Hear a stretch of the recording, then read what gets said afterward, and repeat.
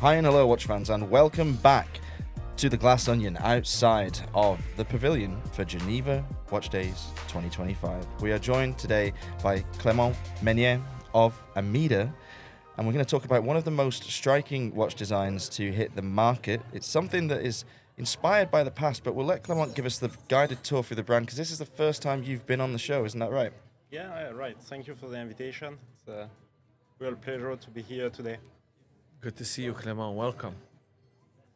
So tell us about the watch. Tell us about Amida. Okay, let's go right back. How did the company come to this iteration? Because it's not the first time the Amida name has been in watchmaking. Yeah, it's a really long story. Amida was founded in 1925. So most people know Amida because of the Digitrend, which was actually launched in 76. But long before, they were doing watches for 60 years. And they started as doing, watches with a Roscoff movement, so which was back in the time, it was a movement that was really used in a lot of different watches. And then they started to specialize working on this movement with, on top of it, a jumping hour module. So you can find through different brands in the 60s, 50s, a lot of jumping hour watches with Amida movement, Amida jumping hour module inside. And then what happened in the 70s during the quartz crisis, I think, a lot of brands started to use the LED display with quartz movement. And Amida said, okay, we know how to make a jumping hour. Could be a digital way of displaying the time. So they got the great idea and innovation to use a prism to make a light reflection display that got patented in 73. And then they're starting to introduce the Digitrend in 76, same year as the Gérard Perregaux casket in the Basel Fair. And that was the kind, in a way, really avant-garde way of designing a watch, because back in the time it was just a way for them to survive and to use their know-how in traditional watchmaking with a design that could reproduce what people wanted to get. And unfortunately for them, they just crashed in the 80s. And a few years later, we managed to get back the brand last year that we revived. And we decided to just reintroduce the Amida Digitrend with the same design, same spirit. And now we come with a new version, which is our own way of seeing the future of Amida with the open sapphire, where you can see everything that goes inside the piece, with the jumping hour module and the prism. So, Amida has an amazing back catalog. Were you guys adamant it has to be a casquette watch, or did you contemplate to revive a different watch from the collection as a starting point? No, the idea, and it was also when they launched this Digitrend in 76, the slogan was the new era of digitals. And I think it's still something that resonates right now, 50 years later. And it's going to be the vision that we'll try to pursue with the Amida, so having digital display of time, but still with a traditional watchmaking movement inside. So tell us about your background in the industry. How did you come to this point? Yeah, it's kind of a long story, and I started as an engineer, and I started my career working at CERN here in Geneva, which is the European Research for Nuclear Center for Nuclear Research. Having great project, a lot of theory, doing physics and engineering. And at some point, I just wanted to do something, for real, and I started to go to the watchmaking school, doing some proper stuff with my hands. And I started really to get into the watch industry like this. So at first it was just a side project, side hobby that became a passion. And I decided in 2028 to launch my own brand on Kickstarter. And then, long story, but here I am today with Amida. Rob and I started laughing simultaneously when you said real, because we were looking for sound bites. So imagine you work at CERN. CERN is doing the realest thing of ever, looking for the Big Bang, the Big Bang theory. What to do something that matters. But that could have been also related to relativity theory. So you wanted something mechanical, real. Yeah, and another normal time scale as well, because the project I was working on was started in 1980, and the implementation was forecast in 2120. Wow. So Oh my goodness. let's So say, you wouldn't okay, even see it. I wasn't sure I would really want to spend my entire career working on something I would never see happening. Yeah. No, so that's why Well, I'll at tell you some what, point that is a great preparation for dealing with manufacturing delays and bottlenecks. You know, like everything must seem rapid to you. You're like, oh yeah, it's arrived. yeah, 6 months to 1 year is quite short time compared to what I used to do before. What did you absorb of your previous career into watchmaking? Curiosity. I think it was really what's driving me is to learn and discover new things. So I'm always, keen to discover and to understand how things are working. So I think that's the main reason why I started to be so passionate about watchmaking. Every time I see something, I say, okay, it's something new. How does it work? And I need to understand. Well, that's a good attitude to have, of course. It's what gives us innovations like this. And the model you've got with you today is particularly arresting because it has this massive glass top. Yeah. Now, I was looking at this last night, I think, and fawning over the shape of a sapphire crystal, and we were wondering, firstly, how you did it, and secondly, how is it attached to the case? Is it glued, or is it some kind of gasket? Yeah, the sapphire case is glued, and it's machined. It takes like 4 hours of machining with CNC, and then 23 hours of hand polishing.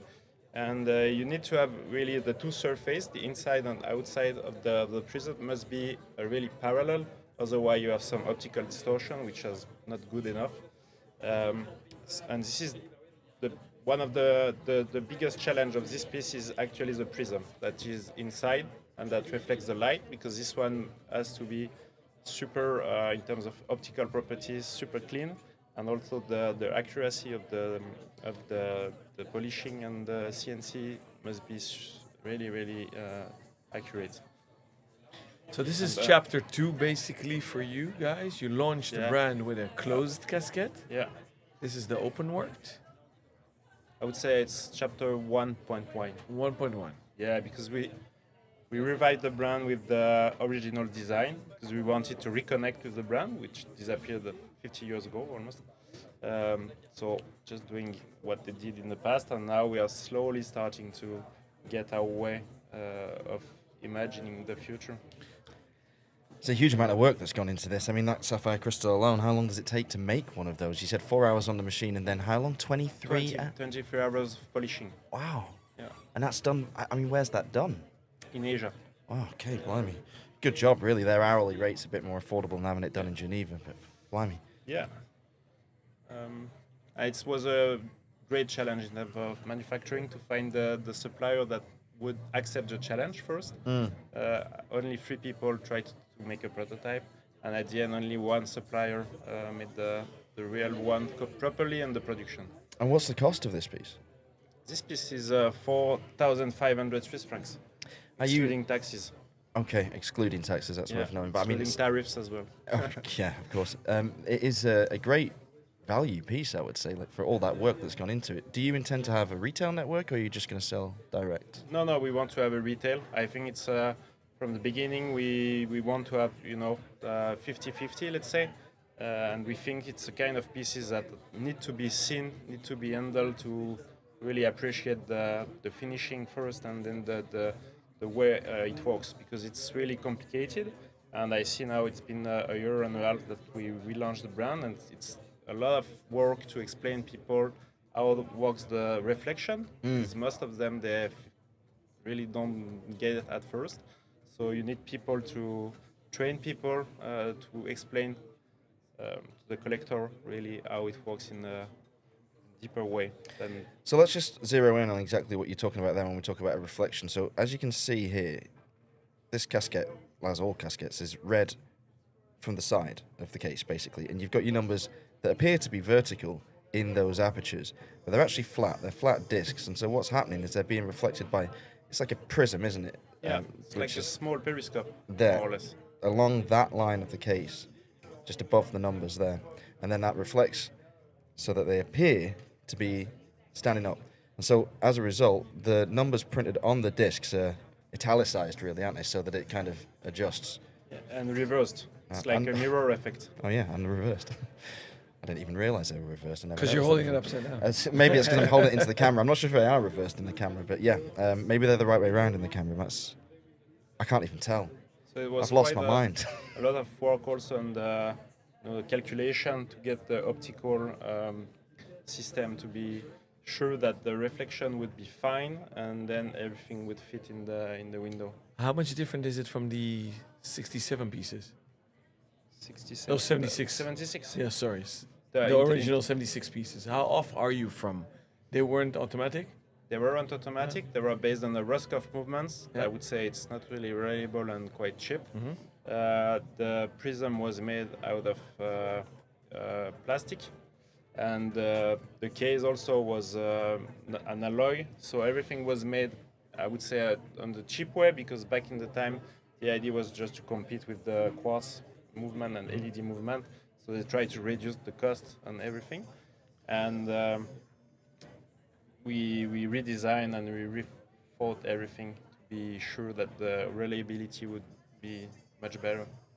Is this Franz Bush movement inside as a base? This one is Soprod. The This base is is Soprod. Soprod Newton. Oh, it's the Newton. So yeah. it's got the balance bridge. Yeah, which is center. I think it's really nice to have the balance bridge in the center. So the Newton is about 4.6 millimeters thick. Yes.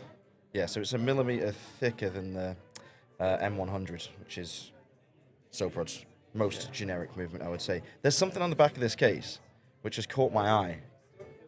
5 ATM. Yeah. Is that true? Yeah. Let's try in the Go. lake. Dive into the lake. Well, you know why I'm asking, because, I mean, now, for some people that haven't encountered glued crystals before, it's nothing to be afraid of. It's a very strong, durable UV glue, is it, that you use to fix it? So the case. it's gonna stay in place, that's fine. But, you know, there are loads and loads and loads of brands that still insist on saying 3 ATM on their watches, whereas this one, which has got a very complex construction and unusual shape, is capable of 5. So that's quite impressive. Kudos. Yeah. But What then I would never recommend to dive or do Yeah. diving with this watch. It's always a topic to me because, the Alcantara strap is, to me, Oh, yeah. is not 5 ATM. Good point. So you've mentioned Gérard Perregaux with the casquette. They did a 2.0 recently, collabs with Bamford. In modern watchmaking, MB&F had a casquette watch. Today, what? HM5, yeah. And today, is there any other modern watch on the market or watch brand that does casquette Recently, we have watches? seen some Chinese brand that I don't really know that were trying to make casket, Yeah. but no. Nobody Otherwise, else. it's not, no. How's it been received ever since you started? Really, it was great. Because I think it's really interesting because the vintage Digitrend was actually really popular to the collectors. Yeah. A lot of collectors already had the vintage one, so it was something that was still having awareness around the brand and the design, even though the brand disappeared 40 years ago. So when we launched the brand, we got a lot of interest, people who still were aware of it. So it was not like starting from zero. You call this 1.1? Yeah. What's in the pipeline that you can reveal for the brand Amida? Will you go back to round watches, different watches, non-Digitrend watches? Is that the ambition? So far, the plan is still open. We have a lot of ideas, so we are trying to different stuff. But yeah, for sure, I can say at some point we will just make something which is not a casket. Will you always look at the back catalog, or do you think that you'll push the brand into contemporary terrains where you will make something new? Yeah, I think we will go in new territories and new horizon. Because in the catalog, we have found really fun stuff, and it was huge. We found the rings with a small movement inside, some really funny stuff, but nothing that is so, in coherent, in line with the Digitrend. Collab with Bernay. Yeah, very interesting. Do you know of Bernay? Yeah, the vintage movement. Well, the watch manufacturer that focuses on making pendant watches and ring watches and Okay. fob watches. We spoke with their owner and Carol. leader, Carol, yeah, in April at Time to Watches, and they have a whole load of like crazy like new old stock and brilliant stuff that they're bringing back to life and up to date. So yeah, we could put you in touch. That would be an interesting, be cool. interesting collab, wouldn't it? She knows how to get it built, that's for sure. But yeah, for sure, when you do something like this, it's much better to find a vintage movement, vintage stock, because if you have to redevelop such a small movement now, this would be, I think, a big challenge.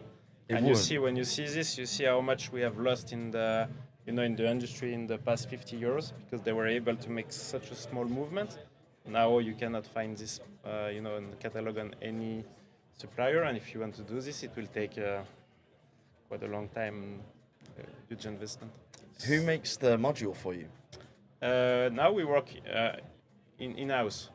I mean, in-house? The module was developed by Bruno, who is also a partner in the Bruno Herbet, who is a partner in the brand, and we have all the components being machine, design, and everything is assembled at the end by our watchmakers. Crazy. It's a great price for something like that that's got so much about it that's done here as well. And to think that you've got a retail margin or enough of one to aspire to sell 50% through that channel, that's just very well done. Obviously, we should get more watchmakers from CERN. They seem to know what they're doing. Apparently, and we spoke about one co-founder. There's a third, I believe, is Mathieu. Yeah, Mathieu. So how did you link up with Mathieu? Because Mathieu is a fantastic designer. This is Mathieu Allegre. Yes. Mathieu Allegre, the creative mind behind Amida. Yeah, he's a great designer, and before being a designer, he was just a friend to me, because we know each other for, I think, 10 years. And actually, we started to work on the casket project, I would say 6 or 7 years ago, thinking about doing something like this, because I was curious to, first time I think he introduced the design to me, and I was so curious and struck by the originality of the design and to understand that I immediately get into the project. And 6 years later, thanks to his, I would say, motivation and creativity, we managed to get back the brand and to relaunch it properly. So if anyone doesn't know Mathieu, then another one of his brands is Lyric. Yeah. Right?